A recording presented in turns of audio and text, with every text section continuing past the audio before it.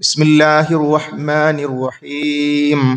വഖ്സിദ് ഫീ മശീക വഗ്ളുൽ മിൻ സൗതിക് ഇന്ന അൻകറൽ അസ്വാതി ലസൗതുൽ ഹമീർ. റബ്ബ് സുബ്ഹാനഹു വ തആലയുടെ നിയമനിർദ്ദേശങ്ങൾ ജീവിതത്തിൻ്റെ മുഴുവൻ മേഖലകളിലും പുലർത്തി പാലിച്ച് ജീവിക്കണമെന്ന് നമ്മെ ഏവരെയും ഓർമ്മപ്പെടുത്തുകയാണ്, വസിയ്യത്ത് ചെയ്യുകയാണ്. വിശുദ്ധ ഖുർആനിലെ 31 അധ്യായമായ സൂറത്തുൽ ലുഖ്മാനിൽ അതിൻ്റെ 13 ആയത്ത് മുതൽ മഹാനായ ലുഖ്മാൻ അലൈഹിസ്സലാം തൻ്റെ മകന് കൊടുക്കുന്ന ഉപദേശങ്ങൾ നമുക്ക് കാണാം. ആ ഉപദേശങ്ങൾ മുഴുവൻ നമ്മൾ പാരായണം ചെയ്ത് അതിൻ്റെ സാരം മനസ്സിലാക്കിയാൽ രക്ഷിതാക്കൾ മക്കൾക്ക് കൊടുക്കേണ്ടുന്ന ഉപദേശങ്ങൾ, അവർക്ക് കാര്യങ്ങൾ കേൾക്കാനും മനസ്സിലാക്കാനുമുള്ള സമയം ലഭിക്കുന്നത് മുതൽ പറഞ്ഞാൽ കേൾക്കുന്ന പ്രായം, ആ പ്രായത്തിൽ പലപ്പോഴും പറയേണ്ട കാര്യങ്ങൾ പറയാതെ പോവുകയും പറഞ്ഞാൽ കേൾക്കാത്ത പ്രകൃതിപരമായ ഒരു സമയം വരുമ്പോൾ പരാതി പറയുകയും ചെയ്യുന്ന അവസ്ഥ പലപ്പോഴും നമുക്ക് കാണാം. എൻ്റെ മോൻ, എൻ്റെ മോൾ ഞാൻ പറഞ്ഞിട്ട് കേൾക്കുന്നില്ല എന്നത് പൂർണ്ണമായും നമ്മുടെ ഭാഗത്ത് ശരിയും മക്കളുടെ ഭാഗത്ത് തെറ്റുമെന്നല്ല. പലപ്പോഴും പറഞ്ഞാൽ കേൾക്കുന്ന പ്രായത്തിൽ പറയാതെ പോകുന്നു എന്നത് വലിയൊരു ന്യൂനതയായി നമ്മൾ മനസ്സിലാക്കണം.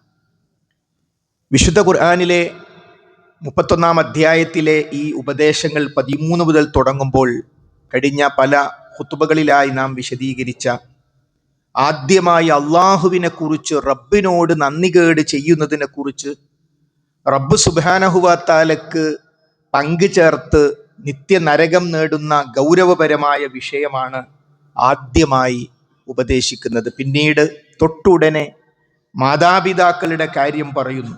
ആ മാതാപിതാക്കൾ അവർ നമുക്ക് ചെയ്യുന്ന സേവനങ്ങളെക്കുറിച്ച് വിശദീകരിച്ചു കൊടുക്കുന്നു. അതിനും ശേഷം പറയുന്നു, മാതാപിതാക്കളുടെ വിഷയത്തിൽ അവർ മതപരമായ ഒരു വിഷയത്തിൽ പടച്ചവനെതിരിൽ നിങ്ങളോട് പറഞ്ഞാൽ ഫലാ തുതിഅഹുമാ, ആ മാതാപിതാക്കളെ അനുസരിച്ചു പോകരുത്. മാതാപിതാക്കളെ അനുസരിക്കണം, അത് ബാധ്യതയാണ് എന്ന് പറഞ്ഞ് അതേ ഖുർആൻ പറയുന്നു, അള്ളാഹുവിനെതിരിൽ, പ്രവാചകനെതിരിൽ ഒരു കാര്യം ഉമ്മയോ ഉപ്പയോ പറഞ്ഞാൽ ഫലാ തുതിഉഹുമാ, നിങ്ങൾ അതിനെ അനുസരിച്ചു പോകരുത് എന്ന് അള്ളാഹു സുബ്ഹാനഹു വ തആല പഠിപ്പിക്കുന്ന കാര്യം. അതിനുശേഷം മഹാനായ ലുഖ്മാൻ അലൈഹിസ്സലാം തൻ്റെ മകനോട് പറയുന്നത് ജീവിതത്തിൽ അതീവമായ സൂക്ഷ്മത പുലർത്തേണ്ടുന്ന കാര്യമാണ്. ഒരു കാര്യം അതൊരു കടുകുമണിയുടെ തൂക്കമോ അതിനേക്കാൾ കുറഞ്ഞതോ ആകട്ടെ, അതെവിടെയും ആകാശഭൂമികൾ എവിടെയെങ്കിലും ഒരു പാറക്കല്ലിനുള്ളിൽ നീ കൊണ്ടുവച്ചാലും അള്ളാഹു സുബ്ഹാനഹു വ തആല യഅതി ബിഹല്ലാഹ്, അള്ളാഹു സുബ്ഹാനഹു വ തആല അത് പുറത്തു കൊണ്ടുവരും. ഇന്നല്ലാഹ ലതീഫുൻ ഖബീർ, അള്ളാഹു നയജ്ഞനും സൂക്ഷ്മജ്ഞാനിയുമാകുന്നു എന്ന്. ജീവിതത്തിൽ സൂക്ഷ്മത പുലർത്തേണ്ട കാര്യം, നാം പറയുന്ന പ്രവർത്തിക്കുന്ന ഒരു കാര്യവും റബ്ബ് സുബ്ഹാനഹു വ തആലയെ മറച്ചു വെച്ചുകൊണ്ട് മുന്നോട്ട് പോകാൻ സാധ്യമല്ലെന്നും, പിന്നീട് നമസ്കാരം നിലനിർത്തേണ്ട കാര്യം, നന്മ കൽപ്പിക്കുകയും തിന്മ വിരോധിക്കുകയും ചെയ്യേണ്ട കാര്യം, ക്ഷമ കൈക്കൊള്ളേണ്ട കാര്യം, ഇതൊക്കെ ഇന്ന ദാലിക മിൻ അസ്മിൽ ഉമൂർ, ഖണ്ഡിതമായി നിർദ്ദേശിക്കപ്പെട്ട കാര്യങ്ങളിൽ പെട്ടതാകുന്നു എന്ന് പറഞ്ഞതിന് ശേഷം മഹാനായ ലുഖ്മാൻ അലൈഹിസ്സലാം തൻ്റെ മകനോട് പറയുന്നു, വലാ തുസയ്യിർ ഖദ്ദക ലിന്നാസി വലാ തംശി ഫിൽ അർളി മറഹ, അഹങ്കാരത്തോടുകൂടി മനുഷ്യരുടെ നേർക്ക് നിന്റെ കവിൾ നീ തിരിച്ച് കളയരുത്, ഭൂമിയിലും നീ പൊങ്ങച്ചം കാട്ടി നടക്കുകയും ചെയ്യരുത്. ഇന്നല്ലാഹ ലാ യുഹിബ്ബു കുല്ല മുഖ്താലിൻ ഫഖൂർ, ദുരഭിമാനിയും പൊങ്ങച്ചക്കാരനുമായ യാതൊരാളെയും അള്ളാഹു സുബ്ഹാനഹു വ തആല ഇഷ്ടപ്പെടുകയില്ല. അഹംഭാവം നിമിത്തം ജനങ്ങളുടെ നേരെ മുഖം ചുളിക്കാൻ പാടില്ല മോനെ. അവഗണന നിമിത്തം അവരിൽ നിന്നും മുഖം തിരിച്ചു കളയുകയും ചെയ്യാതെ പ്രസന്ന ഭാവത്തോടുകൂടി വിനയത്തോടുകൂടിയാണ് മോനെ നീ ജനങ്ങളോട് പെരുമാറേണ്ടത് എന്ന് ഒരു പിതാവ് മകന് കൊടുക്കുന്ന ഉപദേശമാണ് വിശുദ്ധ ഖുർആനിൽ അള്ളാഹു സുബ്ഹാനഹു വ തആല പഠിപ്പിച്ചു തരുന്നത്. അപ്പോൾ ജനങ്ങളുമായി ഇടപെടുന്ന വശം, നാം മറ്റുള്ളവരെ കണ്ടുമുട്ടുന്ന ഒരു രംഗമാണ് നമ്മുടെ വീട്ടിന് പുറത്തുള്ള വിശാലമായ മേഖല. ആ മേഖലകളിൽ ഒരാളെ കാണുമ്പോൾ നമ്മുടെ മുഖഭാവം എന്ത് എന്നത് ഏറ്റവും പ്രധാനമാണ്. നമ്മൾ നടന്നു വരുമ്പോൾ ഒരു ഓട്ടോറിക്ഷക്കാരൻ പ്രതീക്ഷിക്കുകയാണ്, അയാൾക്കൊരു ഓർഡർ കിട്ടി, അയാൾക്ക് ജീവിതം മുന്നോട്ട് കൊണ്ടുപോകുന്നതിനാണ് ആ വണ്ടി അവിടെ വെച്ചത്. നമ്മൾ അദ്ദേഹത്തെ പ്രതീക്ഷിച്ച് പോവുകയല്ല, നമ്മൾ വേറൊരു വഴിക്ക് പോവാണ്. ഒരവഗണന നിന്റെ അടുത്തേക്കൊന്നും വന്നല്ല, എന്താ ഞാൻ മറ്റൊരു വഴിക്ക് പോവാണ്, ഓട്ടോക്കല്ല, ഒന്ന് ചിരിച്ചോണ്ട് പറഞ്ഞൂടെ ഞാൻ ഇവിടേക്ക് പോവാണ്, കഴിഞ്ഞു. അയാൾക്ക് അയാൾ നിങ്ങൾ ഓട്ടോയിൽ കയറാവുന്ന ആളെന്നല്ല ഞാൻ എന്ന് പറഞ്ഞ ആ മുഖക്കൊന്ന്, എന്തിനാ ഇതിന്റെ ആവശ്യം? അയാളൊരു മനുഷ്യനല്ലേ. ആ ഒരു മനുഷ്യൻ നമ്മളെ പ്രതീക്ഷിക്കുന്നു, അയാളുടെ ഓട്ടോയിൽ ഒരു ഓട്ടം അദ്ദേഹത്തിന് കിട്ടും, എനിക്കെന്തെങ്കിലും ഒരു വരുമാനം കിട്ടുമെന്ന് പ്രതീക്ഷിച്ചു പോയി. അത് വലിയ തെറ്റായി പോയോ? അവിടെ നമ്മുടെ മുഖഭാവം എന്താണ്, നമ്മുടെ ഭാവം എന്താണ്? നമ്മൾ കാറുള്ള ആളാകാം, നമ്മൾ വലിയ സമ്പത്തുള്ള ആളാകാം, നമ്മൾ ഓട്ടോയിലൊന്നും പോകേണ്ട അല്ലാതിരിക്കാം. പക്ഷേ എന്തിനാണ് ആ മുഖം ചുളിച്ചത്? ആ വ്യക്തിയും അള്ളാഹുവിന്റെ ഒരു സൃഷ്ടിയല്ലേ. വലാ തുസയ്യിർ ഹദ്ദക ലിന്നാസി വലാ തംശി ഫിൽ അർളി മർഹാ ഇന്നല്ലാഹ ലാ യുഹിബ്ബു കുല്ല മുഖ്താലിൻ ഫഖൂർ. നീ അഹങ്കാരത്തോടെ മനുഷ്യരുടെ നേർക്ക് നിന്റെ കവിൾ തിരിച്ചു കളയരുത്. അതെ, അഹംഭാവം, ഞാൻ എന്തിനും മതിയായവനാണ് എന്ന മനുഷ്യനെ നശിപ്പിക്കുന്ന ഏറ്റവും അപകടകരമായ ഒരു അവസ്ഥ മോനെ നിനക്കുണ്ടാകുവാൻ പാടില്ല. മാത്രമല്ല അതിനുശേഷം അല്ലാഹു വലാ തംശി ഫിൽ അർളി മർഹ, എന്നിട്ട് ഭൂമിയിലൂടെ പൊങ്ങച്ചൻ കാട്ടി. ആ നടത്തം കണ്ടാൽ വിചാരിക്കും ഭൂമി അങ്ങോട്ട് പിളർന്നു പോകുവാൻ മാത്രം, അത്രയും ഇതിനെല്ലാം അധീനപ്പെടുത്തിയ ഒരു വ്യക്തിയെ പോലെയുള്ള ആ ഭാവം മോനെ നമുക്ക് പറ്റിയതല്ല. എന്നിട്ട് പറയുന്നു എന്തുകൊണ്ട് പറ്റിയതല്ല? ഇന്നല്ലാഹ ലാ യുഹിബ്ബു കുല്ല മുഖ്താലിൻ ഫഖൂർ. അതെ, അല്ലാഹു സുബ്ഹാനഹു വ തആല ദുരഭിമാനിയും പൊങ്ങച്ചക്കാരനുമായ ഒരാളെയും മോനെ ഇഷ്ടപ്പെടുകയില്ല. ഇതാര് പറയാണ്?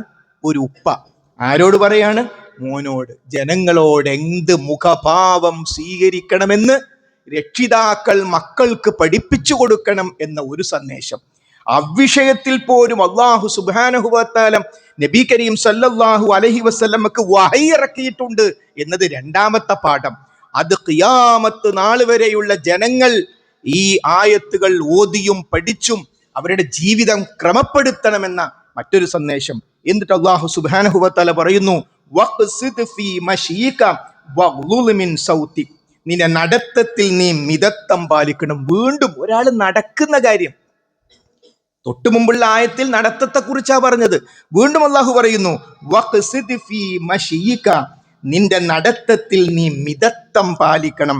വഗ്ളുൽ മിൻ സൗതിക്, നിന്റെ ശബ്ദത്തെ നീ ഒതുക്കി വെക്കണം.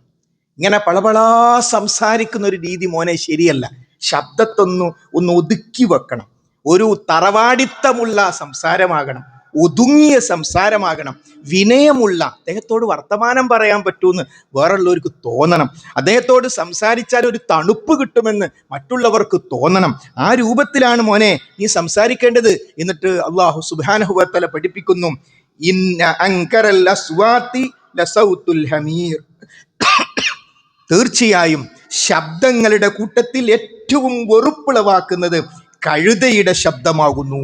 നോക്കൂ, അല്ലാഹു സുബ്ഹാനഹു വ തആലയുടെ ഒരു സൃഷ്ടിയാണ് കഴുത.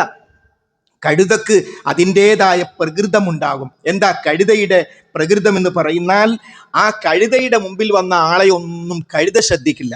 കഴുത അതിൻ്റെതായ ഒരു ശബ്ദം ഇങ്ങനെ പുറപ്പെടുവിച്ചുകൊണ്ടേയിരിക്കും. ഇതുപോലെ ആ പടച്ചവന്റെ സൃഷ്ടിയായ കഴുതയുടെ തരത്തിൽ നീ ആവരുത്. ആളുകളെ ഒരു സൗര്യവും കൊടുക്കാതെ വർത്താനം പറഞ്ഞുകൊണ്ടേയിരിക്കുക, ഇങ്ങോട്ട് പറയുന്നതൊന്നും ശ്രദ്ധിക്കാതിരിക്കുക, ഏകപക്ഷീയമായ രൂപത്തിൽ വരുന്നു, അയാളുടെ മുമ്പിൽ പെട്ടാൽ കുടുങ്ങി, ഒന്ന് മാറിക്കളയട്ടെ എന്ന് മറ്റുള്ളവർ വിചാരിക്കുന്ന രൂപത്തിൽ ഇങ്ങോട്ട് പറയുന്നതൊന്നും ഉൾക്കൊള്ളാനോ കേൾക്കാനോ തയ്യാറില്ലാത്ത വിധത്തിൽ മഹാനായ നബി കരീം സ്വല്ലല്ലാഹു അലൈഹി വസല്ലമയാണ് സംസാരത്തിന്റെ വിഷയത്തിൽ ലോകത്തിന്റെ മാതൃക. അവിടുത്തെ സംസാരത്തെക്കുറിച്ച് നമ്മൾ പഠിച്ചാൽ കാണാൻ പറ്റും, എണ്ണണമെങ്കിൽ എണ്ണാമായിരുന്നു. നബി കരീം സ്വല്ലല്ലാഹു അലൈഹി വസല്ലം സംസാരിക്കുമ്പോൾ ആ സംസാരം ഒരാളിങ്ങനെ എണ്ണാൻ വിചാരിച്ചാൽ എണ്ണിയെടുക്കാൻ മാത്രം സാവധാനത്തിലും നിർത്തിയുമായിരുന്നു നബി കരീം സ്വല്ലല്ലാഹു അലൈഹി വസല്ലം സംസാരിച്ചത് എന്ന് നമുക്ക് കാണാൻ പറ്റും. അതുകൊണ്ട് സഹോദരന്മാരെ, സംസാരത്തിൻ്റെ വിഷയത്തിലുള്ള ഈ ശ്രദ്ധ നമ്മൾ വളരെയധികം ശ്രദ്ധിക്കേണ്ടതുണ്ട്. കാരണം ഒരു വ്യക്തിയുടെ വ്യക്തിത്വം വ്യക്തിത്വ വികസന ക്ലാസ്സുകളൊക്കെ നാട്ടിൽ കാണാൻ പറ്റും. അതിൻ്റെ മർമ്മമൊക്കെ വഹയിലൂടെ അള്ളാഹു സുബ്ഹാനഹു വ തആല നബി കരീം സല്ലല്ലാഹു അലൈഹി വസല്ലമക്ക് നൽകി. ഹുദൻ ലിന്നാസ്, മാനവർക്കുള്ള മാർഗദർശനമായിക്കൊണ്ട് വിശുദ്ധ ഖുർആൻ ജനങ്ങളുടെ മുമ്പിലുണ്ട്. എങ്ങനെ സംസാരിക്കണം, എങ്ങനെ സംസാരിച്ചുകൂടാ, എങ്ങനെ നടക്കണം, എങ്ങനെ നടന്നുകൂടാ എന്ന് ജനങ്ങളെ പഠിപ്പിക്കുക മാത്രല്ല, അത് രക്ഷിതാക്കളുടെ ബാധ്യതയാണ്, മാതാപിതാക്കളുടെ ബാധ്യതയാണ് അത് മക്കൾക്ക് പഠിപ്പിച്ചു കൊടുക്കുക എന്നത്. അതുകൊണ്ട് ഈ ഒരു വിഷയം നമ്മൾ എപ്പോഴും ശ്രദ്ധിക്കണം. കാരണം സംസാരത്തിൽ വഖൂലൂ ലിന്നാസി ഹുസ്ന, നോക്കൂ വിശുദ്ധ ഖുർആൻ 2-ാം അധ്യായം സൂറത്തുൽ ബഖറയിൽ വിശുദ്ധ ഖുർആൻ ലോകത്തോട് പറയുന്നു, വഖൂലൂ ലിന്നാസി ഹുസ്ന, നീ ജനങ്ങളോട് നല്ലത് പറയണം. ജനങ്ങൾ എന്ന് പറഞ്ഞാൽ എല്ലാ മതക്കാരും അത് പെട്ടു, അതല്ലാത്തവരും പെട്ടു, നമ്മുടെ അനുകൂലിക്കുന്നവനും പെട്ടു, പ്രതികൂലിക്കുന്നവനും പെട്ടു. വിശുദ്ധ ഖുർആന്റെ ഒരു ഉപദേശമാണ് വഖൂലൂ ലിന്നാസി ഹുസ്ന, നിങ്ങൾ ജനങ്ങളോട് നല്ലത് പറയണം. അപ്പോൾ സഹോദരി സഹോദരന്മാരെ, ഒരു വിശ്വാസി എന്ന് പറയുന്നത് വിശ്വാസമില്ലാത്തവനും ആശ്രയിക്കാൻ പറ്റിയതാകും. വികലമായ വിശ്വാസങ്ങൾ കൊണ്ടു നടക്കുന്നവരും ആശ്രയിക്കാനാകും. കാരണം അവൻ വിശ്വാസിയാണ് എന്നതാണ് അതിൻ്റെ അടിസ്ഥാനപരമായ വിഷയം. അവിടെയാണ് വയറ് നിറച്ചുണ്ണുന്നവൻ നമ്മിൽപ്പെട്ടവനല്ല, അയൽവാസി പട്ടിണി കിടക്കുമ്പോൾ എന്ന് നബി കരീം സല്ലല്ലാഹു അലൈഹി വസല്ലം പഠിപ്പിച്ചപ്പോ അയൽവാസി മുസ്ലിം ആണെങ്കിൽ എന്ന കണ്ടീഷൻ പറഞ്ഞോ? അയൽവാസി മുസ്ലിം ആണെങ്കിൽ എന്ന കണ്ടീഷൻ പറഞ്ഞില്ല. അയൽവാസി ആരാണെങ്കിലും, അയൽവാസി ഇസ്ലാമിന്റെ കഠിന ശത്രുവായ ജൂതനാണെങ്കിലും, നമ്മുടെ നാട്ടിലുള്ള മുസ്ലിങ്ങൾ ഇവിടുന്ന് പാലായനം ചെയ്ത് മറ്റൊരു സ്ഥലത്തേക്ക് പോകണം, അവരിവിടെ ജീവിക്കേണ്ടതില്ല എന്ന രാജ്യവിരുദ്ധമായ രാജ്യദ്രോഹപരമായ ആശയം പുലർത്തുന്ന വ്യക്തിയാണെങ്കിലും ആ വ്യക്തി പട്ടിണി കിടക്കുന്നുണ്ടോ, ഭക്ഷണം കൊടുത്തോളണം, നിന്നെ കൊല്ലാൻ നിൽക്കുന്നവനാവൻ. പക്ഷേ അയൽവാസി പട്ടിണി കിടക്കാൻ പറ്റില്ല. കാരണം അവൻ്റെ ഹൃദയത്തിനെ നിയന്ത്രിക്കുന്നത് ലോകത്തിൻ്റെ സൃഷ്ടാവാണ്. അതുകൊണ്ട് സഹോദരി സഹോദരന്മാരെ, പരിശുദ്ധ ഇസ്ലാം ലോകത്തിൻ്റെ മതമാണ്. നമുക്ക് ഓരോരുത്തർക്കുമുള്ള സമാധാനമാണ്, നമുക്ക് ഓരോരുത്തർക്കുമുള്ള സതുപദേശമാണ്. ആ സതുപദേശത്തിൽ നാം ഉൾക്കൊള്ളേണ്ടതും നാം സമൂഹത്തിന് പകർന്നു കൊടുക്കേണ്ടതുമായ ഒട്ടേറെ കാര്യങ്ങളുണ്ട്. അത്തരം കാര്യങ്ങൾ ശ്രദ്ധിച്ചും സൂക്ഷിച്ചും നോക്കൂ. എല്ലാ വെള്ളിയാഴ്ചയും തഖ്വയുമായി ബന്ധപ്പെട്ട ഒരു ആയത്ത് ഇന്നും നമ്മൾ ഓതി, യാ അയ്യുഹല്ലദീന ആമനു തഖുല്ലാഹ്, ഈമാനുള്ളവരെ നിങ്ങൾ അല്ലാഹുവിനെ സൂക്ഷിക്കണം. എന്നിട്ട് അല്ലാഹു സുബ്ഹാനഹു വ തആല പറയുന്നു, നിങ്ങൾ ഖൗലൻ സദീദ, നിങ്ങൾ നല്ല വാക്ക് പറയണം. യാ അയ്യുഹല്ലദീന ആമനു തഖുല്ലാഹ് വഖൂലു ഖൗലൻ സദീദ, നിങ്ങൾ നല്ല വാക്ക് പറയണം. അങ്ങനെ നല്ല വാചകം, നല്ല വാക്കുകൾ, നല്ല സംസാരം ഉണ്ടായാൽ യുസ്ലിഹ് ലക്കും അഅമാലക്കും, അമൽ നന്നാകും. ഒരു മനുഷ്യന്റെ അമൽ നന്നാകണോ, നാവ് നന്നാക്കിക്കൊള്ളണം. നിങ്ങളുടെ നാവ് നന്നായാൽ, നിങ്ങളുടെ സംസാരം നന്നാൽ, യുസ്ലിഹ് ലക്കും അഅമാലക്കും വയഗ്ഫിർ ലക്കും ദുനൂബക്കും, നിങ്ങളുടെ പാപങ്ങൾ അല്ലാഹു പൊറുത്തരും. നോക്കൂ, നാവിനെ ബന്ധിപ്പിച്ചത് എങ്ങോട്ടൊക്കെയാ? നാവ് നന്നായാൽ അമൽ നന്നാകും. മാത്രമല്ല ആ ഒരു നിലപാട് നിങ്ങൾ സ്വീകരിച്ചാൽ വയഗ്ഫിർ ലക്കും ദുനൂബക്കും, നിങ്ങളുടെ പാപങ്ങൾ അല്ലാഹു നിങ്ങൾക്ക് പുറത്തു തരും. അതുകൊണ്ട് സഹോദരി സഹോദരന്മാരെ, നാവ് വളരെ പ്രധാനമാണ്. നാവിൽ നിന്ന് വരുന്ന ഒരൊറ്റ വാചകം മതി ഒരു പ്രദേശം കത്താൻ. ഉത്തരവാദപ്പെട്ട ഏതെങ്കിലും ഒരു വ്യക്തി ഒരു വിഡ്ഢിത്തം പറഞ്ഞാൽ ലോകം മുഴുവൻ അയാളെക്കുറിച്ച് ചിരിക്കാൻ അത് മാത്രം മതിയാകും. വളരെ ആലോചിച്ചാണ് നമ്മൾ വാചകങ്ങൾ പറയേണ്ടത്. നോക്കൂ, പുറത്തേക്ക് വിട്ട ഒരു വാചകം നമുക്ക് തിരിച്ചെടുക്കാൻ സാധ്യമല്ല. നമ്മളത് പറഞ്ഞു എന്ന് വിചാരിക്കുക, പറഞ്ഞു കഴിഞ്ഞാൽ അത് പുറത്തുപോയി, പിന്നീട് ആ വാചകത്തെ നമുക്ക് തിരിച്ചെടുക്കാൻ സാധ്യമല്ല. അതുകൊണ്ട് നാവ് ഒരിക്കലും അപകടത്തിലേക്ക് എത്തുന്നൊരവസ്ഥ ഉണ്ടാകുവാനേ പാടില്ല. അതെ, നബി കരീം സല്ലല്ലാഹു അലൈഹി വസല്ലം പറഞ്ഞു, ഖുലിൽ ഹഖ് വലൗ കാന മുറ, നീ സത്യം പറയുക, അതെത്ര കയ്പുള്ളതാണെങ്കിലും. സത്യം പറയുക, അതെത്ര കയ്പുള്ളതാണെങ്കിലും. ചില സന്ദർഭങ്ങളിൽ ചില സത്യങ്ങൾ പറഞ്ഞാൽ ചില പരിക്കുകൾ ഉണ്ടാവും. അപ്പം നമ്മൾ ആലോചിക്കും, ഇപ്പൊ ഒരു ചീത്ത വരും, ഇപ്പൊ ശക്തമായൊരു വിമർശനം വരും. പക്ഷേ എൻ്റെ ഹബീബ് പറഞ്ഞിട്ടുണ്ട്, സത്യം പറഞ്ഞോളൂ, അതെത്ര കയ്പുള്ളതാണെങ്കിലും. എൻ്റെ അർത്ഥം എന്താ? ചില സത്യങ്ങൾ കയ്പുള്ളതാണ് എന്നാണ്. അപ്പൊ അത് പറയുക. ഞാൻ നിന്നോടത് ഉപ്പ പറഞ്ഞു, ഉമ്മ പറഞ്ഞു, എന്നോടത് സാധനം വാങ്ങാൻ പറഞ്ഞല്ലോ, നീ എന്തുകൊണ്ട് വാങ്ങിയില്ല എന്ന് പറയുമ്പോൾ മറന്നുപോയതാണെങ്കിൽ മറന്നുപോയി എന്ന് എന്താണോ അവിടെ സംഭവിച്ചത്, അതിൻ്റെ പേരിൽ എന്തുണ്ടെങ്കിലും അത് നമുക്ക് സഹിക്കാം. നമുക്ക് ഒരാളോട് പണം കടം വാങ്ങി, അയാൾ നമ്മളെ വിളിച്ചു, വിളിച്ച സന്ദർഭത്തിൽ നമ്മുടെ അടുത്ത് പണം കൊടുക്കാനില്ല എങ്കിൽ പറയാം, വളരെ ശരിയാണ് നിങ്ങൾ പറഞ്ഞത്, എന്റെ അടുത്ത് പണമില്ലാത്തത് കൊണ്ടാണ്. അയാൾ ചീത്ത പറയട്ടെ, അയാൾ എന്ത് പറയട്ടെ, സത്യം പറഞ്ഞേക്കണം. ഞാൻ ഇവിടെ ഉണ്ടായിരുന്നില്ല, ഇങ്ങോട്ട് പോയി ബാങ്ക് നിങ്ങളുടെ ട്രാൻസ്ഫർ വന്നില്ല, ആർക്കും മനസ്സിലാവാത്ത എന്തൊക്കെയോ പറയുക. ആളുകൾ സാധാരണ പറയാറുണ്ട്, കടം കൊടുത്തില്ലെങ്കിൽ കൊടുത്തില്ല എന്ന പരാതിയെ ഉണ്ടാകൂ, കൊടുത്തു കഴിഞ്ഞാൽ പിന്നെ തിരിച്ചു ചോദിച്ച പ്രശ്നമായിരിക്കും ഉണ്ടാവുക. മുസ്ലിം സമൂഹം തിരുത്തേണ്ട ഒരു സംഭവമാണിത്. എന്തുകൊണ്ടാ പലർക്കും വായ്പ കിട്ടാത്തത്? ഇപ്പോൾ ഞാൻ കൊടുത്താൽ അതെനിക്ക് തിരിച്ചു കിട്ടുമോ എന്ന ഭയം സമൂഹത്തിലുണ്ട്. അതുകൊണ്ട് പണം വായ്പ വാങ്ങിയാൽ ഇസ്ലാമിന്റെ നിയമമാണ്, അവധി നിശ്ചയിക്കണം, എഴുതി വെക്കണം, ഇതിന് സാക്ഷികൾ ഉണ്ടാകണം. കാരണം നിരന്തരമായ ആ 10,000 ഞാൻ തന്നതാണല്ലോ, നിങ്ങൾ തന്നിട്ടില്ല, അത് തന്നതാണല്ലോ തന്നിട്ടില്ല, അതെന്ത് ചെയ്യും? ആ 10,000 കൊടുക്കുമ്പോൾ ഇന്ന ദിവസം 10,000 കൊടുത്തു, 2 സാക്ഷികൾ അവിടെ ഒപ്പിട്ട കഴിഞ്ഞു, അത് തിരിച്ചു കിട്ടി, അതവിടെ രേഖപ്പെടുത്തി, വിഷയം തീർന്നു. വിശുദ്ധ ഖുർആനിലെ ഏറ്റവും വലിയ ആയത്തുദ്ദൈൻ, സൂറത്തുൽ ബഖറയുടെ അവസാന ഭാഗത്ത് കാണാം. ഒരു പേജ് മുഴുവൻ ഒരായത്ത്. അത് നമുക്കുള്ള സൂക്ഷ്മതയാണ്. അപ്പൊ അതുകൊണ്ട് കടം നമ്മൾ വാങ്ങിയാൽ അത് കൃത്യസമയത്ത് കൊടുക്കാൻ കഴിഞ്ഞില്ലെങ്കിൽ, കൊടുക്കേണ്ട ദിവസത്തിന് എന്തിന് കാത്തു നിൽക്കുന്നു? തലേ ദിവസം, ഒരാഴ്ച മുമ്പ്, ഇന്നാളല്ലേ ഞാനാണ് ആ കടം വാങ്ങിയ വ്യക്തി, എനിക്കൊരു കാരണവശാലും ആ ദിവസം തരാൻ പറ്റുന്ന അവസ്ഥയല്ല. അപ്പൊ അദ്ദേഹം 2 രൂപത്തിൽ പ്രതികരിക്കാം. അത് പോസിറ്റീവ് ആണെങ്കിലും നെഗറ്റീവ് ആണെങ്കിലും അവധി നീട്ടി പറയണം. റസൂലുള്ളാഹി സ്വല്ലല്ലാഹു അലൈഹി വസല്ലം പറഞ്ഞത് അങ്ങനെ, അവധി നീട്ടി പറഞ്ഞ ഒരാളോട് അത് നീട്ടിക്കൊടുത്താൽ അള്ളാഹു വലിയ ബറക്കത്ത് ആ അവധി നീട്ടിക്കൊടുത്ത വ്യക്തിക്ക് കിട്ടും എന്നാണ്. അപ്പൊ അതുകൊണ്ട് കടത്തിന്റെ വിഷയത്തിലേക്ക് വരുമ്പോൾ കളവ്, ഫോൺ എടുക്കാതിരിക്കുക. എന്താ വിഷയം? ഒരു കടം കൊടുത്ത തെറ്റാ ചെയ്തത്, അതിന്റെ പേരിൽ ഫോൺ, പിന്നെ ബന്ധം തന്നെ ഇല്ലാതായി പോയി. ഈ അവസ്ഥയിലേക്ക് പോകാൻ പാടില്ല. അതോടൊപ്പം നമ്മളുടെ സാമ്പത്തികാവസ്ഥക്കനുസരിച്ചാണ് നമ്മുടെ ജീവിതം ക്രമീകരിക്കേണ്ടത്. കടത്തില, പക്ഷെ ലോകത്തുള്ള ഏറ്റവും വലിയ ഫോൺ അവന് വേണം. കടത്തില, പക്ഷെ ഏറ്റവും നല്ല ബൈക്ക്, ഇപ്പൊ പുതിയ ബൈക്ക് വന്നത്, ഇപ്പൊ വാങ്ങിക്കൊള്ളണം, ഇപ്പുറത്തെ കടമാണ്. അങ്ങനെയല്ല. ഞാൻ ആരാണ്? എന്റെ വരുമാനം എന്താണ്? എന്റെ അവസ്ഥ എന്താണ്? അത് മക്കൾക്കും പഠിപ്പിച്ചു കൊടുക്കണം. അല്ലെങ്കിൽ മക്കൾ ബൈക്ക് ചോദിക്കും, എന്റെ കൂട്ടുകാരൊക്കെ ബൈക്ക് ഉണ്ട്, എനിക്ക് മാത്രം ബൈക്കില്ല.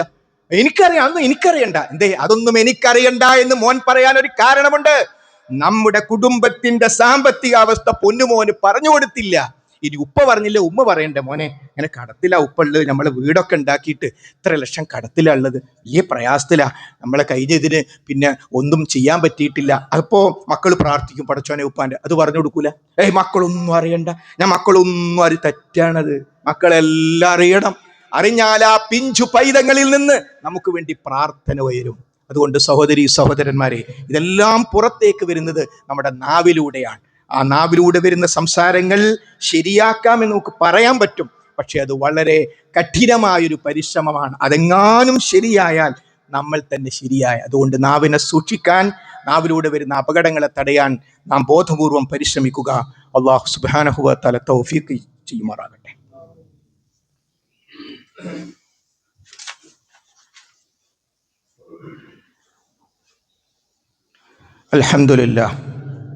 അൽഹംദുലില്ലാഹി റബ്ബിൽ ആലമീൻ വസ്സലാത്തു വസ്സലാമു അലാ റസൂലിഹിൽ അമീൻ വഅലാ ആലിഹി വസ്സഹ്ബിഹി അജ്മഈൻ. അമ്മാ ബഅദ്. ഒരിക്കൽ കൂടി റബ്ബ് സുബ്ഹാനഹു വ തആലയുടെ നിയമനിർദ്ദേശങ്ങൾ ശ്രദ്ധിക്കണം, സൂക്ഷിക്കണമെന്ന് ഓർമ്മപ്പെടുത്തുകയാണ്. ഏറ്റവും പവിത്രമായ ഒരു മാസത്തിലേക്ക്, റജബ് മാസത്തിലേക്ക് നാം പ്രവേശിക്കുകയാണ്. അല്ലാഹു സുബ്ഹാനഹു വ തആല സൂറത്തു തൗബയിലെ 36-ാമത്തെ ആയത്തിൽ പറഞ്ഞു, ഇന്ന ഇദ്ദത്തശ് ശുഹൂരി ഇൻദല്ലാഹി 12 ശഹ്റ ഫീ കിതാബില്ലാഹി യൗമ ഖലഖസ് സമാവാതി വൽ അർദ് മിൻഹാ 4 ഹുറും. അതെ, അല്ലാഹു സുബ്ഹാനഹു വ തആല യൗമ ഖലഖസ് സമാവാതി വൽ അർദ്, ആകാശഭൂമികളെ സൃഷ്ടിച്ച അതുമുതൽ, ഈ 12 മാസം എന്നത് ഈ അടുത്ത നൂറ്റാണ്ട് തുടങ്ങിയതല്ല, കഴിഞ്ഞ നൂറ്റാണ്ട് തുടങ്ങിയതുമല്ല.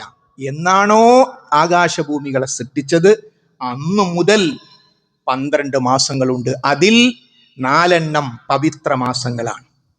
വിശുദ്ധ ഖുർആൻ മാത്രം മതി എന്ന് പറയുന്നവർ ഒരു ഉത്തരം തരണം.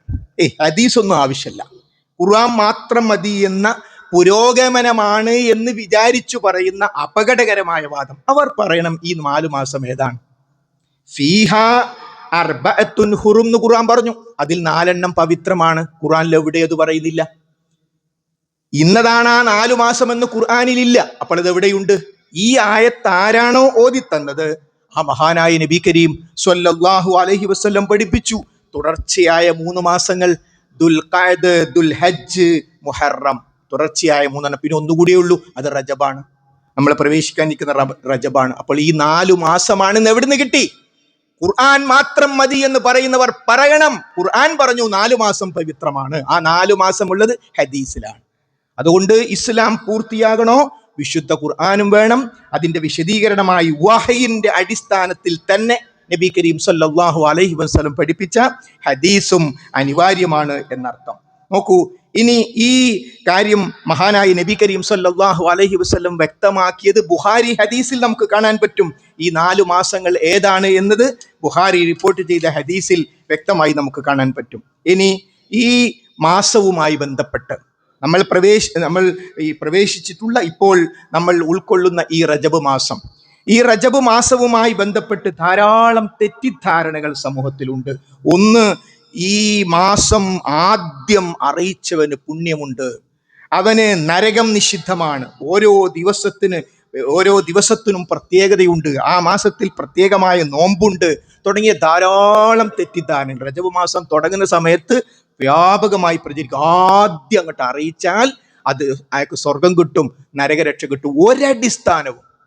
ഒരടിസ്ഥാനവും ഇസ്ലാമിലെ അടിസ്ഥാനം എന്ന് പറഞ്ഞാൽ ഒന്ന് വിശുദ്ധ ഖുർആനാണ്, 2 നബി കരീം സല്ലല്ലാഹു അലൈഹി വസല്ലമയുടെ ചര്യയാണ്, അതില്ല. നോക്കൂ സഹോദരന്മാരെ, നമ്മുടെ നാട്ടിലൊക്കെ കൂടുതൽ ആളുകൾ ശാഫഈ മദ്ഹബ് അംഗീകരിക്കുന്ന ആളുകളാണ്. മദ്ഹബുമായി ബന്ധപ്പെട്ട് വേറെ തന്നെ നമ്മൾ പഠിക്കണം. എല്ലാ മദ്ഹബിന്റെ ഇമാമിങ്ങളും മഹാന്മാരാണ്. ഒരു മദ്ഹബിന്റെ ഇമാമിനെയും തള്ളിപ്പറയാൻ പാടില്ല. അവർ ആ കാലഘട്ടത്തിൽ വലിയ സേവനമാണ് സമൂഹത്തിന് ചെയ്തിട്ടുള്ളത്. ആ പ്രധാനമായും 4 മദ്ഹബിന്റെ ഇമാമിങ്ങളെ നമ്മൾ അറിയപ്പെടുന്നു, ഹനഫി ഇമാം തുടങ്ങിയുള്ള ഇമാമിങ്ങളെ അറിയപ്പെടുന്നുവെങ്കിലും വേറെയും ധാരാളം ഇമാമിങ്ങളുണ്ട്. ഇവർ 4 പേർ കൂടുതൽ അറിയപ്പെടാൻ രാഷ്ട്രീയമായ, അതത് രാഷ്ട്രങ്ങളുമായി ബന്ധപ്പെട്ട കാരണങ്ങളുമുണ്ട്. ആ എല്ലാ ഇമാമിങ്ങളും മഹാന്മാരാണ്. അടുത്ത വാചകം ഞാൻ പറഞ്ഞ് ശ്രദ്ധിക്കണം. ഒരു ഇമാമും നബി കരീം സല്ലല്ലാഹു അലൈഹി വസല്ലമയുടെ പദവിയിലേക്ക് എത്തില്ല എന്ന് പറഞ്ഞാൽ, ഇമാമിങ്ങൾ മനുഷ്യന്മാരായതുകൊണ്ട് അവർക്ക് അബദ്ധം പറ്റാം. തെറ്റുപറ്റാത്തത് മഹാനായ നബി കരീം സല്ലല്ലാഹു അലൈഹി വസല്ലമക്ക് മാത്രം. മഅ്സൂമാണല്ലോ അവിടുന്ന്. അത് മറ്റൊരു വിഷയമാണ്. നമ്മൾ മറ്റൊരു ഖുത്ബയിൽ നമുക്ക് മദ്ഹബ് എന്ന വിഷയം വിശദീകരിക്കാം. അല്ലാഹു തൗഫീഖ് ചെയ്യുമാറാകട്ടെ. നമ്മുടെ നാട്ടിലൊക്കെ ശാഫഈ മദ്ഹബാണ് കൂടുതൽ എന്ന് ഞാൻ പറഞ്ഞു. ആ ശാഫഈ മദ്ഹബിലെ എല്ലാവരും അംഗീകരിക്കുന്ന മഹാനായ പണ്ഡിതനാണ് ഇബ്നു ഹജർ അൽ അസ്ഖലാനി റഹ്മഹുല്ലാഹ്. എല്ലാ മതപരമായ വേദികളിലും നമ്മൾ ധാരാളമായി പേര് കേൾക്കുന്ന ശാഫഈ മദ്ഹബിലെ ഒരു പണ്ഡിതനാണ്. അദ്ദേഹത്തിന്റെ ഒരു പുസ്തകം തന്നെ തബയ്യൂനുൽ അജബ് ഫീ ഫദ്ലി ശഹ്രി റജബ് എന്നതാണ്. അഥവാ റജബിന്റെ ശ്രേഷ്ഠതയുമായി ബന്ധപ്പെട്ട് വന്നിട്ടുള്ള ആശങ്കകൾ വ്യക്തമാക്കുന്ന ഗ്രന്ഥം. ഒരു ഗ്രന്ഥം തന്നെ, ശാഫഈ മദ്ഹബിൽ ഒരു ഗ്രന്ഥം തന്നെ എഴുതപ്പെട്ടിരിക്കുന്നു. എന്താ വിഷയം? ഈ റജബുമായി ബന്ധപ്പെട്ട് കുറേ വിഷയങ്ങൾ നാട്ടിൽ ചർച്ചയുണ്ട്. അതിന്റെ വസ്തുത എന്താണെന്ന് മനസ്സിലാക്കി കൊടുക്കാൻ ഒരു ഗ്രന്ഥം. ആ ഗ്രന്ഥത്തിൽ മഹാനായ ഇബ്നു ഹജർ അസ്ഖലാനി പറയുന്നു, ലം യരിദ് ഫീ ഫദ്ലി ശഹ്രി റജബ് വലാ ഫീ സിയാമിഹി വലാ ഫീ സിയാമി ശൈഇൻ മിൻഹു മുഅയ്യനൻ വലാ ഫീ ഖിയാമി ലൈലത്തിൻ മഖ്സൂസത്തിൻ ഫീഹി ഹദീസുൻ സ്വഹീഹുൻ യസ്ലുഹു ലിൽ ഹുജ്ജ. അതെ, റജബ് മാസത്തിന്റെ ശ്രേഷ്ഠതയുടെ വിഷയത്തിലോ അതിന്റെ നോമ്പിന്റെ വിഷയത്തിലോ പ്രത്യേക ദിവസങ്ങളിലെ നോമ്പ് വിഷയത്തിലോ പ്രത്യേക രാവിൽ നമസ്കരിക്കുന്ന വിഷയത്തിലോ തെളിവിന് കൊന്നാകുന്ന ഒരൊറ്റ ഹദീസും വന്നിട്ടില്ല. ആരാ പറയുന്നത്? ഷാഫി മദ്ഹബിലെ ഇബ്നു ഹജറുൽ അസ്ഖലാനി എന്ന് പറയുന്ന എല്ലാവർക്കും പരിചയമുള്ള, നമ്മുടെ നാട്ടിലെ സാധാരണ വയലുകളിൽ പോലും ആവർത്തിച്ച് കേൾക്കുന്ന മഹാനായ എന്ന് പറയാതെ ഈ ഷാഫി പണ്ഡിതനെ പേര് തന്നെ പറയാറില്ല, അവിടുന്ന് പറഞ്ഞു. അപ്പോൾ ഒരു സ്വഹീഹായ ഹദീസും മറ്റ് 3 പവിത്ര മാസങ്ങൾക്കില്ലാത്ത ഒരു പ്രത്യേകത റജബിനുള്ളതായില്ല. മൻ അമില അമലൻ ലൈസ അലൈഹി അംറുനാ വഹുവ റദ്ദുൻ. നമ്മുടെ കൽപ്പനയിൽ ഇല്ലാത്തൊരു കാര്യം ഈ മതത്തിൽ വല്ലവനും പുതുതായി ഉണ്ടാക്കിയാൽ അത് തള്ളപ്പെടേണ്ടതാകുന്നു. ഇനി സഹോദരന്മാരെ, അപ്പോൾ ഒരു സംശയം വരും. അല്ല, ഈ റജബ് മാസത്തിലല്ലേ മിഅ്റാജ് സംഭവിച്ചത് എന്ന് കേൾക്കുന്നുണ്ടല്ലോ. അതുകൊണ്ട് തന്നെ റജബ് 27 ഒരു പ്രത്യേക നോമ്പ്. അതെന്തിനാ ഹുതുബയിൽ പറയുന്നത്? വിവാദമുണ്ടാക്കാനല്ല, വിവാദത്തിൽപ്പെട്ട് നമുക്ക് അബദ്ധം പറ്റാതിരിക്കാനാണ് ഖുത്ബയിൽ ആ വിഷയം പറയുന്നത്. നബി സല്ലല്ലാഹു അലൈഹി വസല്ലം ഇസ്രാ മിഅ്റാജ് യാത്ര പോയത് റജബ് മാസത്തിലാകുന്നു എന്ന് ചില ചരിത്ര പരാമർശങ്ങളുണ്ട്. എന്നാൽ സ്ഥിരപ്പെട്ട ഒരു രേഖയും ആ വിഷയത്തിലില്ല. ഞാൻ വീണ്ടും പറയുന്നു, നമ്മുടെ നാട്ടിലൊക്കെ ഭൂരിപക്ഷം ആളുകൾ ഞങ്ങൾ ശാഫിഈ മദ്ഹബുകാരാണ് എന്ന് പറയുന്നത് കൊണ്ട് തന്നെ ഷാഫി മദ്ഹബിലെ വലിയ മറ്റൊരു പണ്ഡിതനാണ് ഇമാം ഇബ്നുൽ അത്താർ അശ്ശാഫി റഹ്മഹുല്ലാ എന്ന് പറയുന്നത്. അവിടുന്ന് പറയുന്നു, റജബു ലൈസ ഫീഹി ശൈഉം മിൻ ദാലിക് ഐ അൽ ഫളാഇൽ സിവാ മാ യുശാരികു ഗൈറഹു മിനശ് ശുഹൂർ വകൗനുഹു മിനൽ ഹറം വഖദ് ദകറ ബഅ്ദുഹും അന്നൽ മിഅ്റാജ വൽ ഇസ്റാ കാന ഫീഹി വലം യസ്ബുത് ദാലിക്. റജബ് മാസത്തിന് അത് യുദ്ധം നിഷിദ്ധമാക്കപ്പെട്ട മാസം എന്ന നിലക്ക് മറ്റ് യുദ്ധം നിഷിദ്ധമാക്കപ്പെട്ട മാസങ്ങളെ പോലെ തന്നെയുള്ള ഫദിൽ ഉണ്ട് എന്നല്ലാതെ വേറൊരു പ്രത്യേകതയില്ല. ബാക്കി 4 പവിത്രമായ 3 മാസങ്ങളിലും യുദ്ധം നിഷിദ്ധമാണ്. ആ പ്രത്യേകത റജബ് മാസത്തിനുമുണ്ട്. ഇസ്രാഉം മിഅ്റാജും ഉണ്ടായത് റജബ് മാസത്തിലാണ് എന്ന് ചിലർ അവകാശപ്പെടുന്നു. എന്നാൽ അത് പ്രമാണം കൊണ്ട് സ്ഥിരപ്പെട്ടിട്ടില്ല എന്ന് ഷാഫി മദ്ഹബിലെ പണ്ഡിതന്മാർ തന്നെ വ്യക്തമാക്കുന്നുണ്ട്. മാത്രമല്ല, ഇനി റജബ് മാസം വന്നാൽ ഒരു ഹദീസ് ഇങ്ങനെ വ്യാപകമായി പ്രചരിക്കും. അപ്പോൾ ആ ഗുണം നമുക്ക് കിട്ടണ്ടേ? എന്താണ് ആ ഹദീസ്? മൻ സ്വാമ യൗമസ് സാബിഅ വൽ 20 മിൻ റജബ് കുതിബ ലഹു സവാബു സിയാമി 60 ശഹ്റാ. ആരെങ്കിലും റജബ് 27 നോമ്പനുഷ്ഠിച്ചാൽ 60 മാസം നോമ്പനുഷ്ഠിച്ച പ്രതിഫലം ആ വ്യക്തിക്ക് രേഖപ്പെടുത്തുന്നതാണ്. എന്നാൽ പണ്ഡിതന്മാർ അതിനെ കുറിച്ച് പറഞ്ഞത് ഈ ഹദീസ് ദുർബല ഹദീസും അല്ല. ദുർബൽ ഹദീസ് എന്ന് പറഞ്ഞാൽ എന്താ? ഒരു ഹദീസിന്റെ പരമ്പര നോക്കിയിട്ട് റസൂലിന്റെ അടുത്തേക്ക് എത്തുന്നില്ല, അപ്പൊ അത് ദുർബല എന്ന് പറയും. ഉദാഹരണമായി ഇമാം ബുഖാരി റഹ്മഹുല്ല ഒരു ഹദീസ് അത് സ്വഹീഹാണോ എന്ന് പരിശോധിക്കുകയാണ്. അദ്ദേഹം യാത്ര ചെയ്ത് ഇയാൾ പറഞ്ഞു ഇന്നാൾ പറഞ്ഞതാണ്, അയാൾ പറഞ്ഞു ഇന്നാൾ പറഞ്ഞാണ്, അയാളോട് പറഞ്ഞു ഇന്ന സഹാബിന്റെ അടുത്തേക്ക് എത്താൻ പോവാണ്, അപ്പോൾ ഉറപ്പിക്കാൻ പോവാണ്. അപ്പോ മഹാന ഇമാം ബുഖാരി തങ്ങൾ ധാരാളം ദിവസങ്ങൾ യാത്ര ചെയ്തു. എന്നിട്ട് ഒരു വീട്ടിലേക്ക് എത്തുകയാണ്. ആ വീട്ടിലേക്ക് എത്തുമ്പോൾ അവിടുന്ന് തൻ്റെ നാൽക്കാലിക്ക് കൊടുക്കാനുള്ള പുല്ല് നാൽക്കാലിക്ക് നേരെ നീട്ടുന്നു. അത് തിന്നാൻ നേരത്തെ അത് പിൻവലിക്കുന്നു. മഹാനായ ഇമാം ബുഖാരി തിരിച്ചു പോന്നു. അദ്ദേഹത്തിന്റെ ഹദീസ് സ്വീകരിക്കാൻ പറ്റില്ല.